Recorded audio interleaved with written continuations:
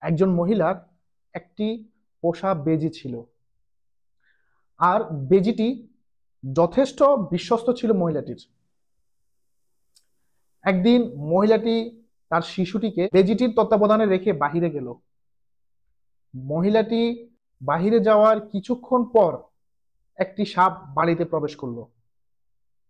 শিশুটি সাপ দেখে ভয়ে কাঁপতে লাগলো।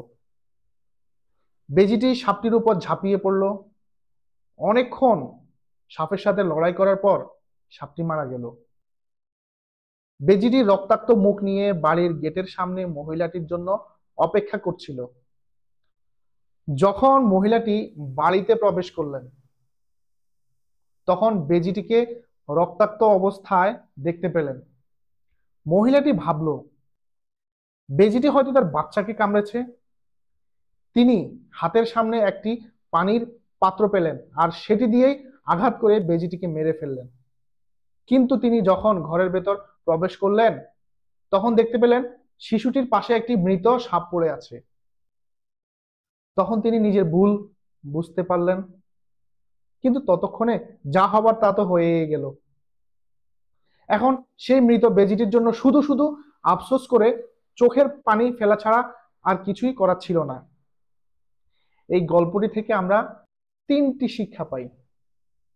এক, আমরা অনেক সময় কোনো কিছু না ভেবে খুব দ্রুত সিদ্ধান্ত নিয়ে ফেলি এবং ধারণার উপর কাজ করে ফেলি।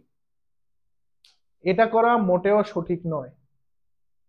দুই, কোনো কিছু চোখে দেখা মাত্রই বা কারো মুখ থেকে কোনো কিছু শোনা মাত্রই কোনো বড় সিদ্ধান্ত নেওয়া উচিত নয়। তিন, মনে রাখতে হবে কাউকে হুট করে বিশ্বাস বা অবিশ্বাস কোনোটি করবেন না। আমার আজকের এই ভিডিও টপিকটি যদি আপনাদের ভালো লেগে থাকে, এই ভিডিও টপিক থেকে যদি সামান্য পরিমাণে অনুপ্রাণিত বা উপকৃত হয়ে থাকেন, তাহলে একটি লাইক এবং কমেন্টে লিখে যাবেন আপনার মন্তব্য এবং সাবস্ক্রাইব করে বেল বাটন চাপ দিয়ে পাশেই থাকবেন। ধন্যবাদ।